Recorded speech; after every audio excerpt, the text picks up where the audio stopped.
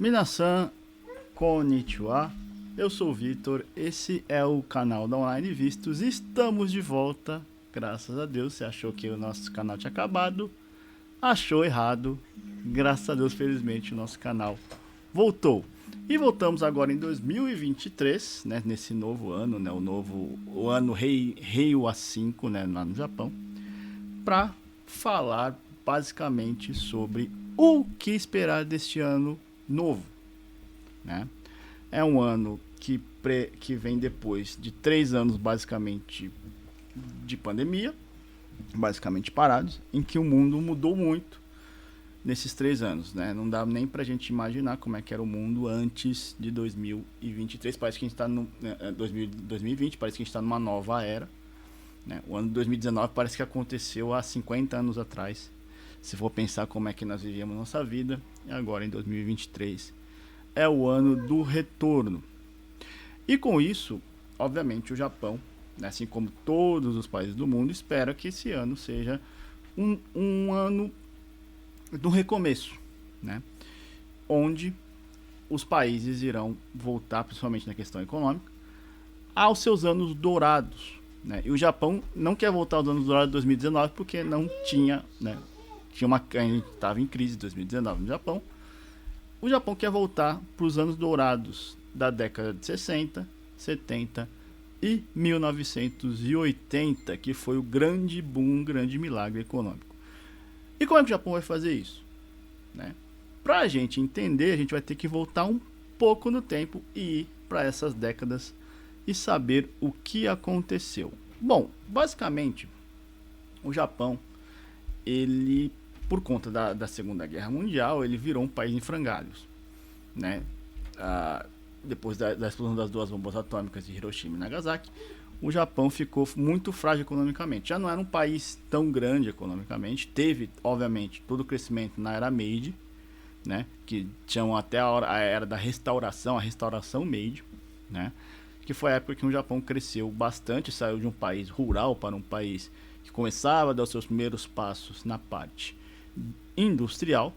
Só que veio a Segunda Guerra, né, e com as bombas de Nagasaki e Hiroshima, que eram as grandes cidades do Japão, economicamente falando, tudo isso acabou, né, acabou, balbal.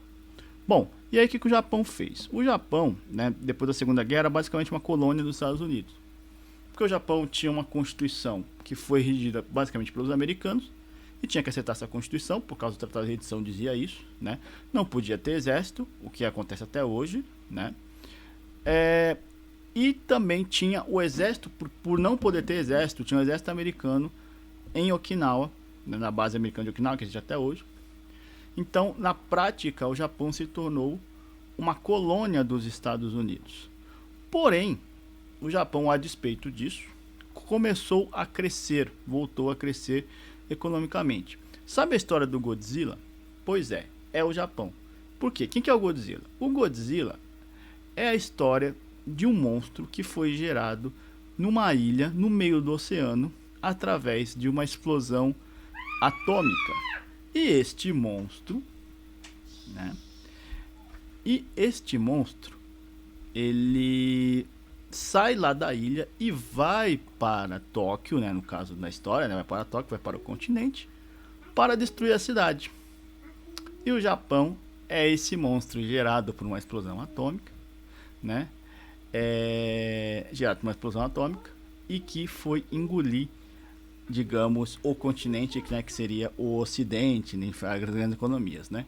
Marcas como Toshiba, Panasonic, Honda, Toyota, Nikon, Canon, Nintendo, Sega, Sony entraram em nossas casas de maneira avassaladora e se tornaram familiares a todo mundo. Eu até quando era criança achava que a Nintendo era brasileira, né? Pra você ter uma ideia como é que era esse negócio, né?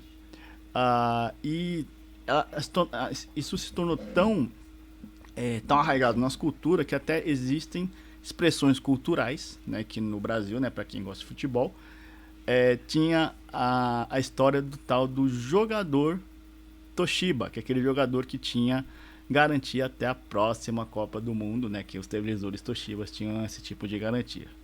Mas o Japão, como é que o Japão chegou a esse crescimento econômico? O Japão chegou a esse crescimento econômico com 4 ações que o Japão teve, né, nessa história para conseguir fazer com que esse crescimento econômico fosse grande. Primeiro que a moeda é desvalorizada, porque obviamente um Japão, né, um Japão destruído pela guerra, né, por 2 bombas atômicas, ele é um país que a sua moeda não valia quase nada, né? A gente sabe dessa história, né? Você vive num país, né, essa história sempre foi a história do Brasil, né, uma moeda fraca. Então, obviamente, né, uma moeda fraca faz com que os produtos que são gerados nesse país sejam muito mais baratos lá fora. Então, para quem exporta, é uma beleza a moeda fraca, não é ruim. A moeda fraca não é ruim em si, ela é ruim muitas vezes para quem, se você depende muito de produtos de fora, mas para quem exporta, que era o caso do Japão basicamente naquela época, para quem exporta era uma beleza. O Japão então conseguia colocar seus produtos de grande qualidade num preço muito acessível, que fez com que acontecesse toda a inundação japonesa pelo mundo. Mão de obra barata. Por mais que achamos, né, que os salários médios do Japão sejam grandes, né, a gente acha, o cara ganha lá 1.500 ienes por hora, 1.600 ienes por hora, né, seria basicamente hoje, né, com a cotação de hoje, 12, 10 dólares por hora. Fala, 60 reais por hora, se eu ganhasse 60 reais por hora, tava bem, né?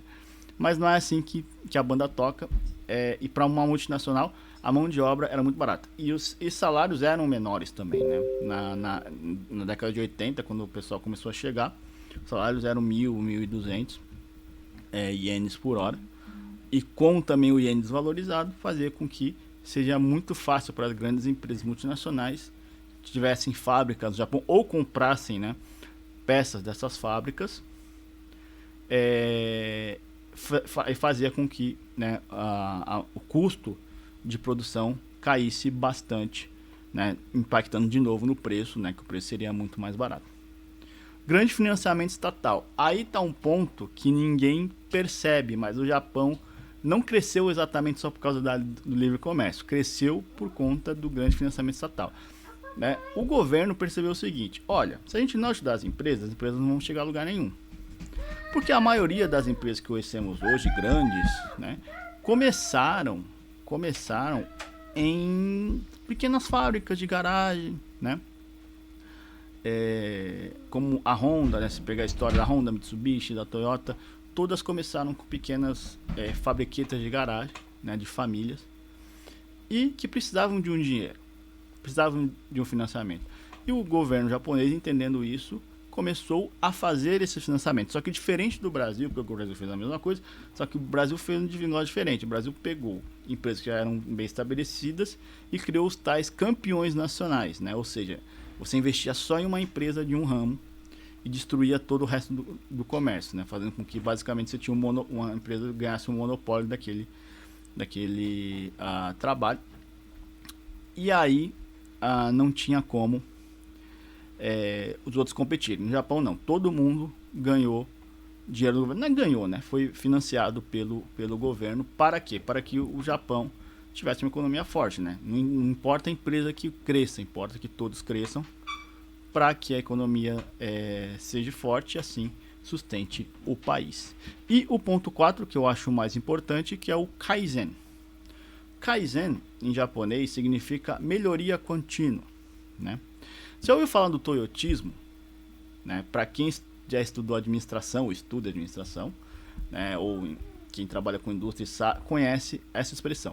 O que é o toyotismo? O toyotismo é o sistema de trabalho que a Toyota criou, né? Ela criou baseado no Fordismo, baseado nas empresas de Henry Ford, na Ford, né, que tinha aquela questão da linha de produção, e o Toyota começou a desenvolver outras maneiras de administrar isso daí, né? E fez o toyotismo, né, que tem algumas variantes. Tem o just in time, né, que é aquele sistema que você não cria estoque, né? Você precisa, sei lá, o pedido são 512 carros. Então você vai construir naquele dia 512 peças, não vai nenhuma menos, nenhuma mais, né? Porque o Japão é um país muito pequeno, então para criar estoque era complicado. Então por isso a Toyota conseguiu isso né? E cada vez que ia melhorando o seu sistema de trabalho, fazia com que o produto saísse com maior qualidade, com menor desperdício, no menor tempo e com um menor custo, né? E esse sistema era tão grande que não eram feitos apenas por estudiosos, por homens que estudaram e tal, e fizeram, não. Muitas ideias vinham de trabalhadores. Eu não sei se quem já trabalhou aqui no Japão lembra disso. Você tinha uma espécie de enquete, né?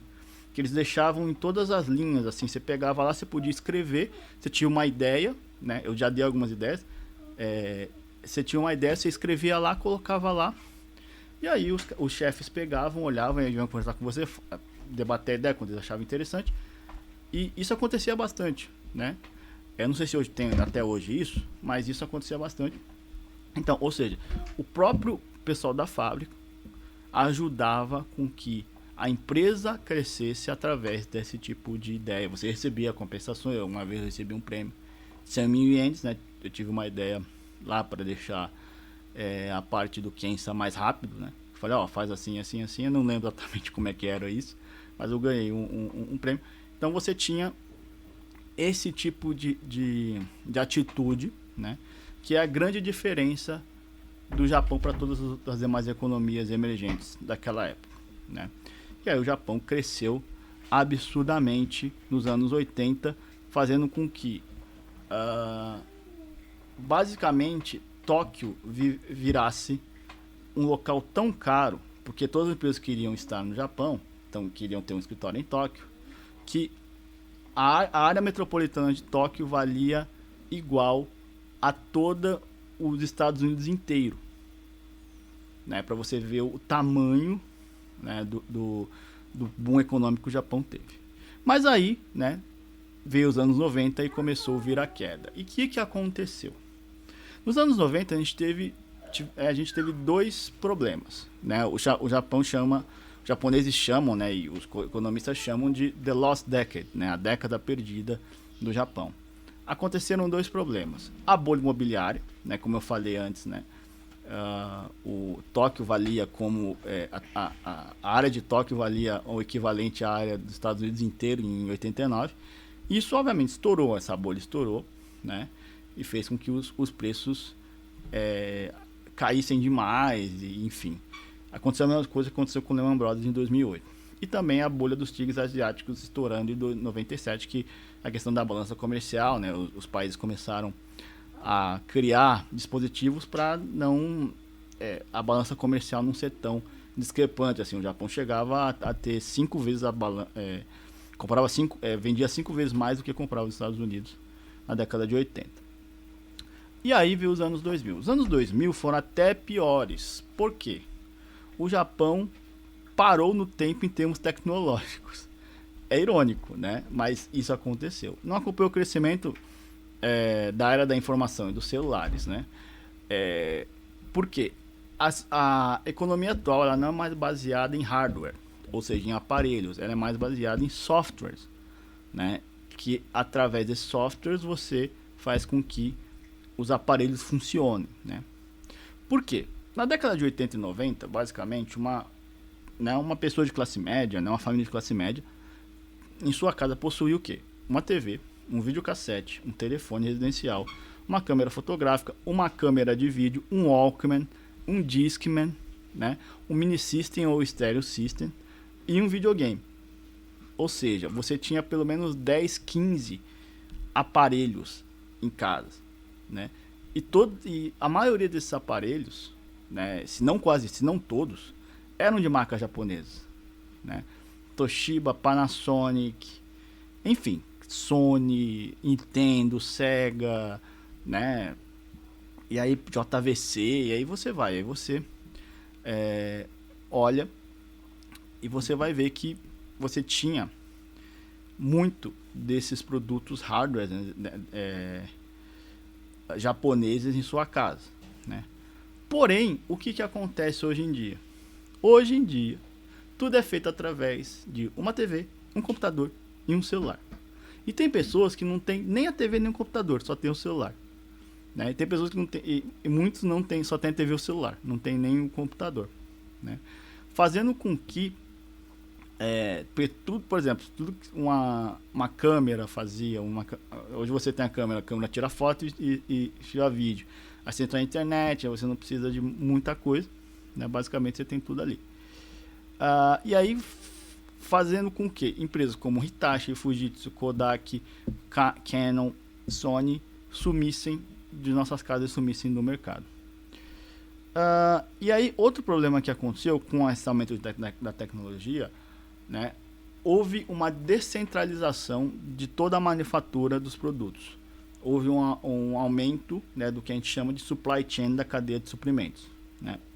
Ou seja, hoje em dia, para um iPhone ser feito, ele passa por 28 países diferentes. Não que o iPhone vai passando e tal, mas uma pecinha, né, do iPhone é feita na Tailândia, a outra é feita na Malásia, a outra é feita no Japão, a outra é feita na China. Então você vai aqui o celular, né,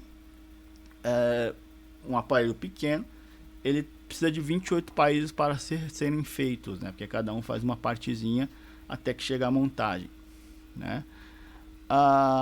E antes tudo era feito numa fábrica só, ou algumas fábricas ali na região e tal, né, pela dificuldade de locomoção, e tudo era concentrado numa fábrica só. Obviamente ali você tinha muito mais empregos, né? Então você hoje tem fábricas em mais locais, só que com menos empregados, porque você tem um volume de trabalho menor, porque existe toda essa descentralização. E China e Coreia do Sul, eles aprenderam com o Japão, que o Japão fez nas décadas de 60, 70 e 80, e copiaram, né, esse milagre econômico, e fizeram também o seu milagre. E assim, empresas como Samsung, Hyundai, Huawei, AMI, né, dos celulares, tomaram conta de mercados que eram quase que exclusivamente dos japoneses, né? Deixando o Japão a ver navios, né, com ver os navios cheios de produtos de seus rivais e não produtos japoneses, né, indo para os mais diversos países do mundo, né? Então o Japão, ele teve esse boom econômico e teve essa retração até 2019.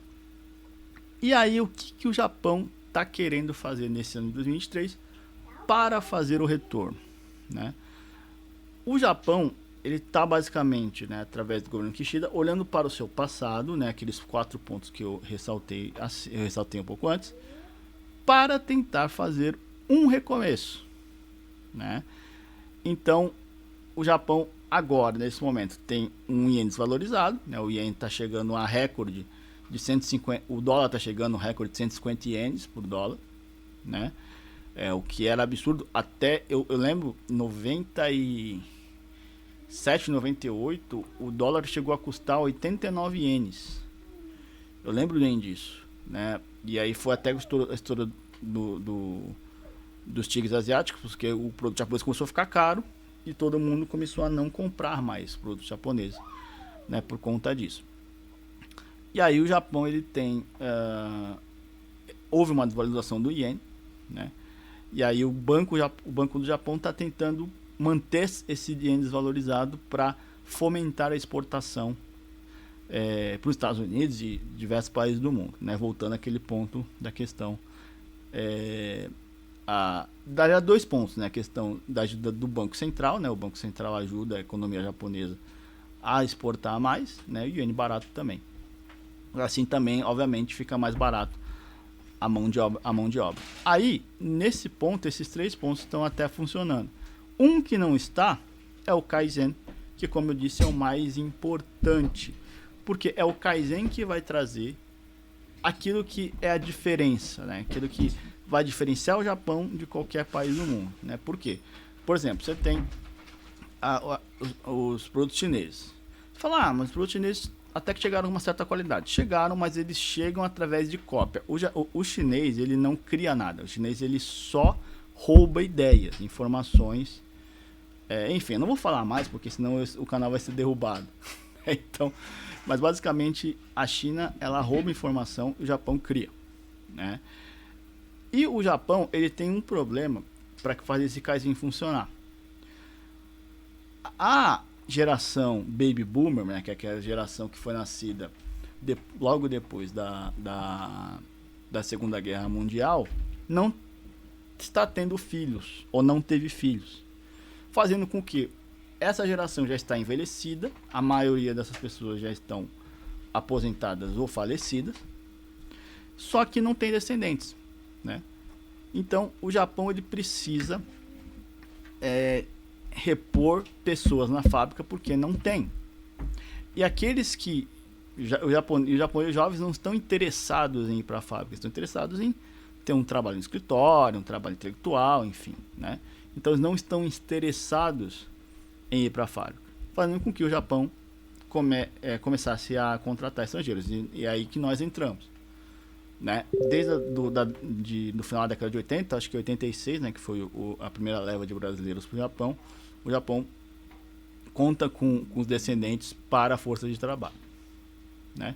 Mas, né, como muitos sabem, como a maioria sabe aqui, esses brasileiros e também os demais estrangeiros, não estou colocando só na conta do brasileiro, mas não estavam tão integrados à cultura japonesa, né? Muitos aqui já estavam bem abrasileirados, né?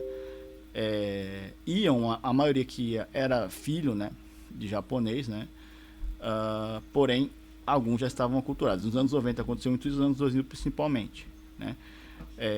Tanto que uma coisa que eu sempre comento aqui é que o brasileiro vive em um gueto lá no Japão, né? Por quê?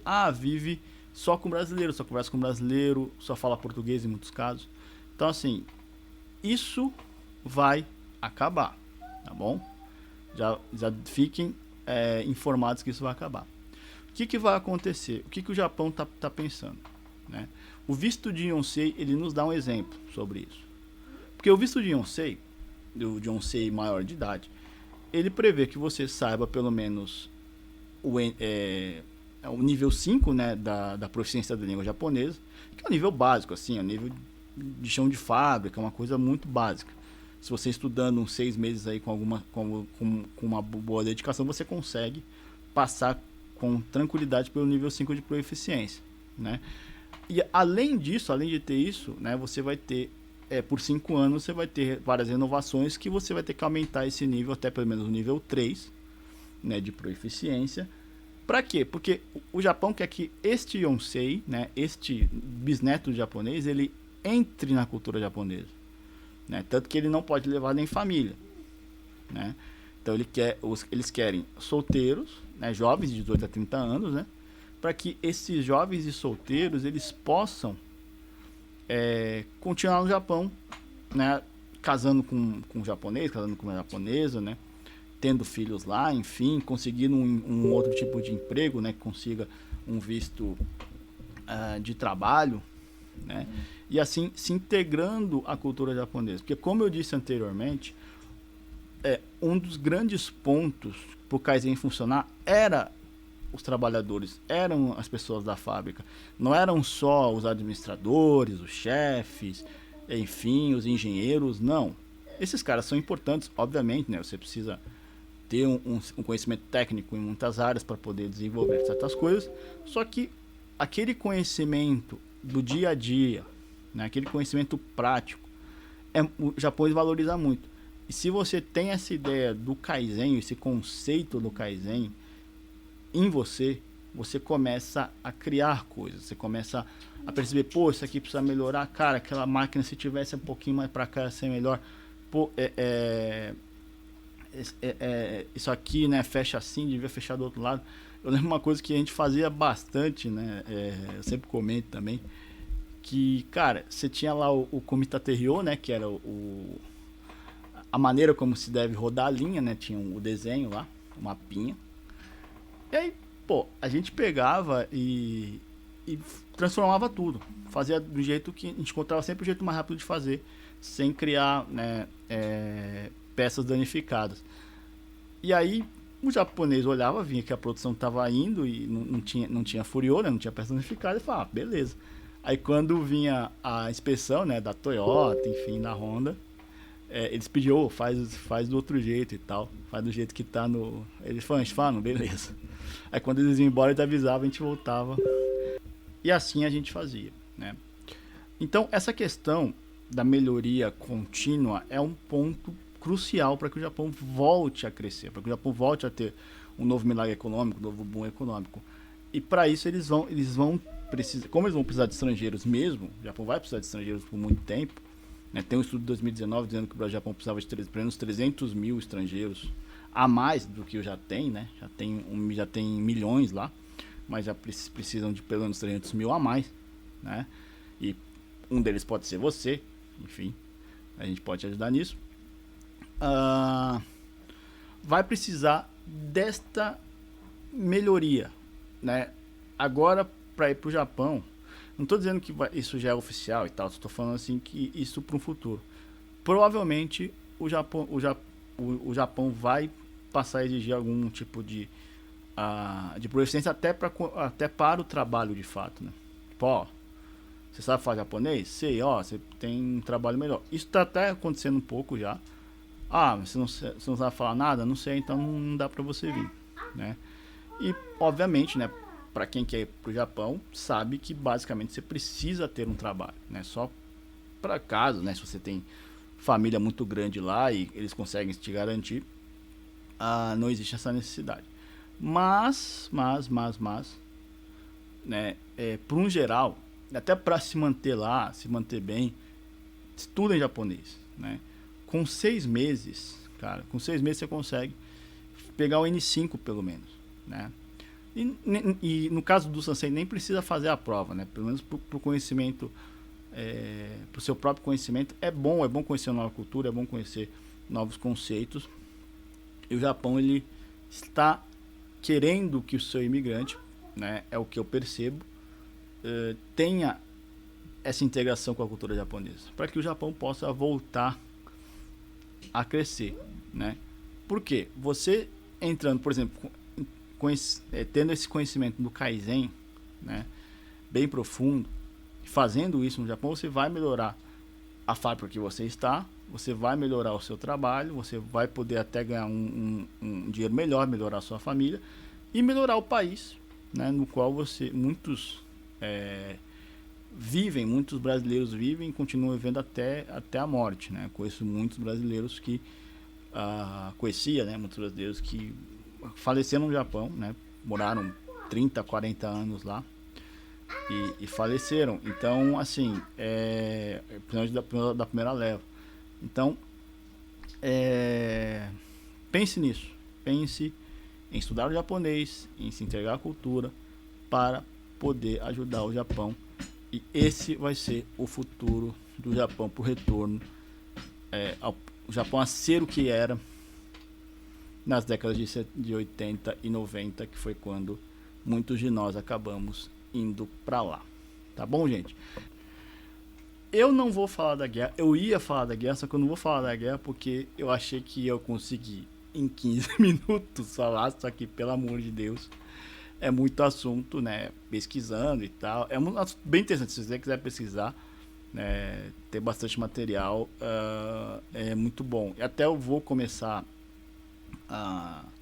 no próprio perfil da Online Vista a tratar desse assunto com maneira bem mais profunda, para que vocês entendam o estado do Japão, porque é importante saber como está o Japão, o que é bom, né? Como é que você se prepara, como é que você pode se dar bem lá, porque você tem que saber os cenários para saber tomar as decisões, né? Porque, pô, mudar para o Japão não é uma decisão muito fácil. Então, eu vou fazer um outro vídeo sobre a questão da guerra, porque é um ponto muito importante, né? Eu só não sei quando eu vou fazer esse vídeo, tá? Mas fica lá no perfil do Instagram, a gente vai falando quando eu vou conseguir fazer o vídeo sobre a guerra. Bom, para responder, né, as perguntas que vocês mandaram muitas perguntas, muito obrigado a você que mandou uma pergunta, né? Eu vou responder todas nos stories, né, como a gente sempre fazia, né, mas vou responder algumas perguntas aqui mais gerais para poder esclarecer vocês. Há uma possível crise no Japão? Sim, o Japão está em crise, não por conta só do coronavírus, mas por tudo que eu expliquei ao longo do vídeo, né? Então, se você não conseguiu ver, volte de novo e veja por que o Japão está em crise até agora, né? Yonsei maior de idade, como entra, né? Então, Yonsei maior de idade, ele tem que ter um tutor, não precisa ser um parente, mas ele precisa ter um tutor, precisa ter pelo menos a proficiência nível 5, né? Não pode levar esposa, não pode levar filho, não pode levar ninguém, é só ele sozinho. E ele tem que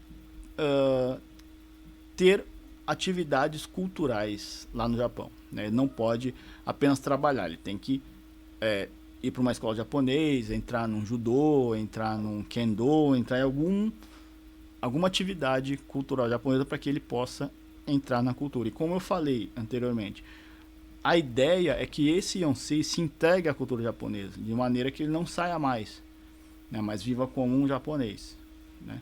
E o Sansei também, futuramente, isso vai acabar acontecendo. Turismo no Japão. Outro assunto que merece um vídeo próprio, tá? Né? Então, eu vou falar também do turismo no Japão, eu vou falar sobre isso mais pra frente, né? Existem coisas boas aí e também dificuldades que o Japão precisa enfrentar sobre a questão do turismo no Japão. Tempo de casamento para Sansei e cônjuge. E precisa de elegibilidade? Precisa de elegibilidade para estados fora da jurisdição do estado de São Paulo. Com o estado de São Paulo atende São Paulo, Mato Grosso do Sul e Triângulo Mineiro. Se você é de outro lugar, vai precisar de elegibilidade. Tempo de casamento depende, tá? É até um tópico que eu vou abordar. Não sei se eu vou fazer um vídeo ou eu vou fazer uma sequência de stories falando sobre isso, explicando o que o consulado vê essa questão do tempo de casamento.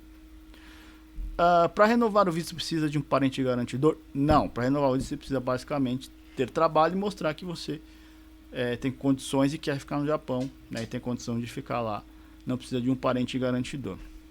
Existe perigo real de guerra? Como eu falei, né, eu vou fazer um vídeo sobre essa questão da guerra, que é muito importante, que existe uma possibilidade, claro que existe, né, mas eu vou mostrar para vocês como é que isso tá de fato, né, até para vocês não fiquem nem assustados, né, porque muitos estão muito assustados.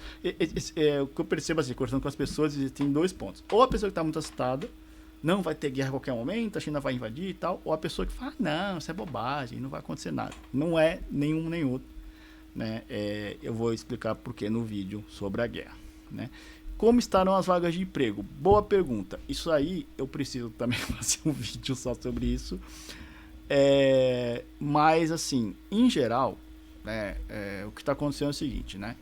Empresas como a Murata, né, empresas que dependem muito da China, ainda estão fracas, né, por conta de toda a questão chinesa. Até vou fazer um outro vídeo separado sobre a questão chinesa, porque é importante a gente ressaltar, né? Por quê? Toda a questão do Covid-0 na China está afetando muito o Japão e qualquer outro país do mundo, né? Porque a China ainda é o centro do mundo, né? Ainda é o grande centro manufatureiro do mundo neste momento. Então, todas vão sofrer. Só que, né, o Japão está tomando algumas medidas para aliviar isso daí. E eu creio que em 2023 a gente já vai ter alguns frutos dessas medidas, que obviamente vão dar frutos de fato daqui a 2, 3 anos, para poder voltar à questão do emprego. Eu creio que a gente vai ter um retorno maior em maio, abril, né, que é uma época que realmente se contrata muito no Japão. Por enquanto vai manter nessa média que está. Tá bom, gente? Então é isso. Muito obrigado, gente, e até matar.